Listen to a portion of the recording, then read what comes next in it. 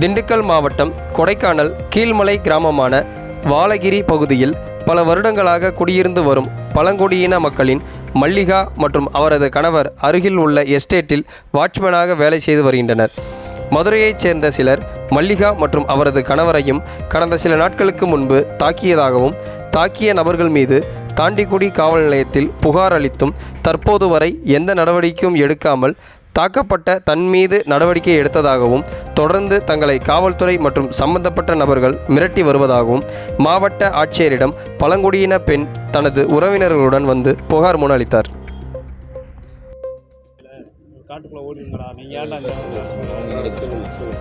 பழிக்குரங்கு அப்படின்லாம் சொல்லி என் வீட்டுக்காரரையும் என்னையும் வந்து அடித்து தள்ளி விட்டாங்க.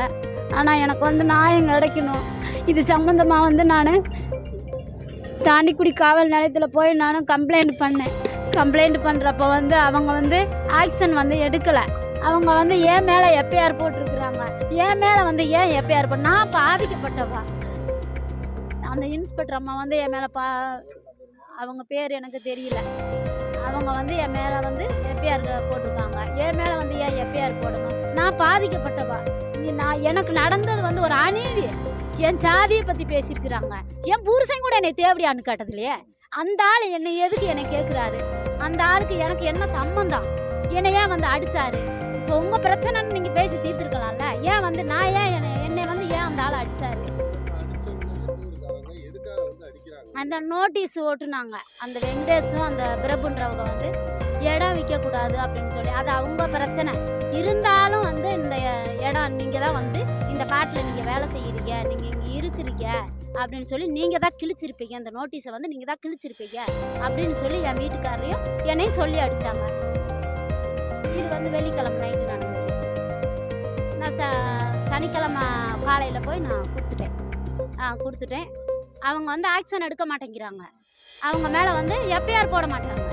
எஃப்ஐஆர் போட்டாங்களா போடலையான்னு எனக்கு தெரியல. ஆனால் இன்னும் நாங்கள் பழியருன்னா நாங்கள் பாதிக்கப்பட்ட மக்களுக்கு யாராவது சப்போர்ட் பண்ண வந்தால் அவங்க மேலே எஃப்ஐஆர் போடுறாங்க. இது எந்த இதில் நியாயம். இதே ஏன்னா நான் ஆஸ்பத்திரிக்கு வேறு நான் போகிறேன். பண்ணைக்காடு ஆஸ்பத்திரியில் போய் ஊசி போட்டு வர்றேன். ஞாயிற்றுக்கிழமையும் ஊசி போடுறேன், திங்கக்கிழமையும் ஊசி போடுறேன். திங்கக்கிழமை ஊசி போடுறப்போ அப்போ டாக்டர் நீ போய் காணாவளக்கில் போய் எக்ஸ்ரே எடுத்து பார்த்துட்டு வாமா அப்படின்னு சொல்லி இந்த கை, இந்த முதுகு, கால் எல்லாமே நீ போய் பண்ணி பார்த்துட்டு வாமா அப்படின்னு சொல்லி என்னை அனுப்பி விடுறாங்க. அங்கேயும் போனால் போய் எக்ஸ்ரே பண்ணாங்க. பண்ணிவிட்டு அங்கேயும் போய் என்னை நிலையா இருக்க விடலை. உடனே நீ கிளம்பு அப்படின்னு சொல்லி அந்த டாக்டர் என்னை விரட்டுறாரு. எனக்கு எழுத படிக்க தெரியாது. எழுதி கொடுத்துட்டு போனால் நான் எப்படிங்க எழுதி கொடுப்பேன். ஒரு படிக்காத ஒரு முட்டாள் எப்படி எழுதுவார் சொல்லுங்க. ஏன்னால் எனக்கு எழுத தெரியாது. இதை இப்படியே எழுது, நீ எழுது அப்படின்றாரு. எனக்கு எப்படி தெரியும், எழுத தெரியுமா. அந்த டாக்டர் என்னை அங்கே இப்போ நாங்கள் கலெக்டர் அம்மாட்ட நாங்கள் பெட்டிஷன் கொடுக்க வந்திருக்கிறோம். இது நியாயமாக எனக்கு நீதி கிடைக்கணும். எனக்கு நீதி கிடச்சி எனக்கு அந்த கேஸை அவங்க எடுத்து பார்க்கணும். அதுதான் நான் பாதிக்கப்பட்டிருக்கிறேன். பாதிக்கப்பட்டு நான் ஒரு டிரைபிள்ஸு, நான் ஒரு பழங்குடியானுக்கு சேர்ந்தவன், நான் ஒரு பழியர். எனக்கே அந்த நிலைமை.